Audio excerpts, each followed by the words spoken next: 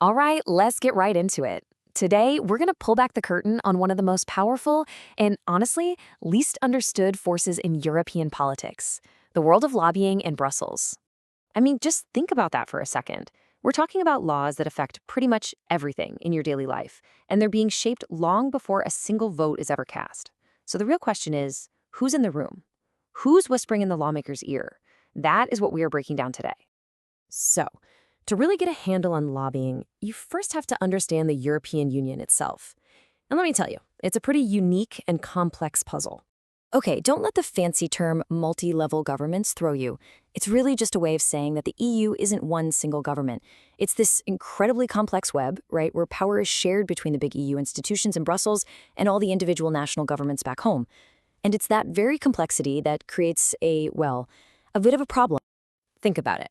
If you're a policymaker in Brussels, how on earth are you supposed to know if a new regulation is going to work for a factory in Germany or if it's going to be popular with farmers in France? You just can't be an expert on everything. And that creates this huge, huge information gap. And that is where the lobbyists step in. They are the ones who fill that gap. They're like the information pipeline, right? Bringing all this specialized knowledge, all this data, and all the political feedback from the real world right into the heart of EU decision-making. So in a system like this, they aren't just outsiders, they are an absolutely essential part of the process.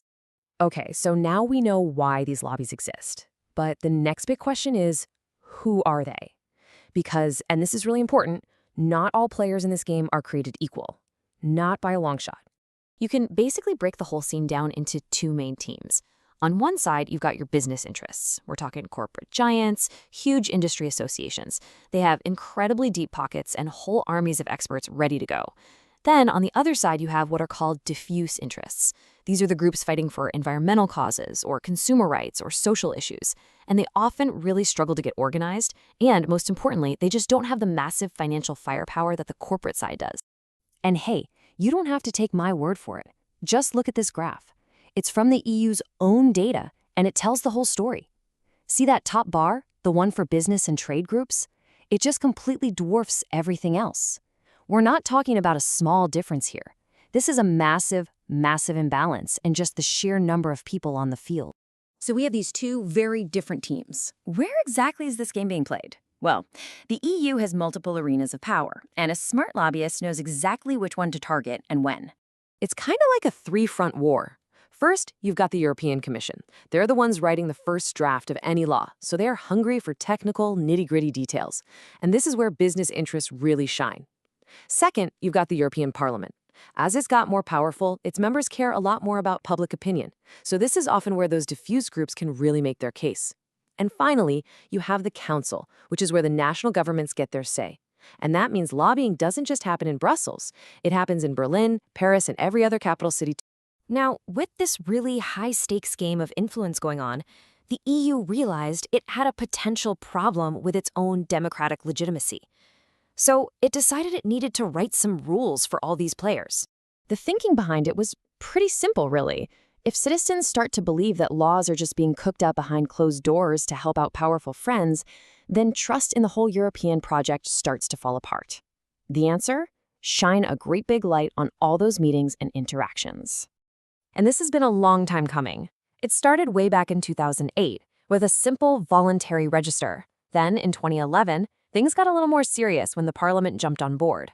But the real game changer? That came in 2020. When all three key institutions, including the Council, finally agreed on a mandatory system. Now, for the most part, if you want to play the game, you have to publicly say who you are, who you work for, and how much money you're spending. So the rules are in place. The game is out in the open. But, and this is the big question, did it actually solve the problem? Did transparency actually level the playing field? Because here's the catch.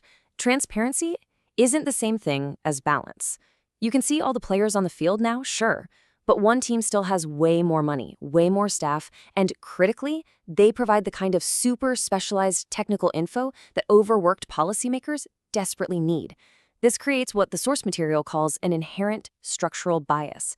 It's baked right into the system. The consumer groups, the environmental NGOs, they're in the game, but they're still playing on a very steep uphill field. And this quote just says it all, doesn't it? Even with all the rules and all the registers, that fundamental problem, balancing the scales of influence, is still there. The huge advantage that well-resourced groups have is still the defining feature of lobbying in Brussels. And that leaves us with this final, really important thought. Shining a light on the process is absolutely vital for democracy. We can see the players more clearly than ever, but does knowing who's on the field actually change the final score? That's the question that's still echoing through the halls of power in Brussels.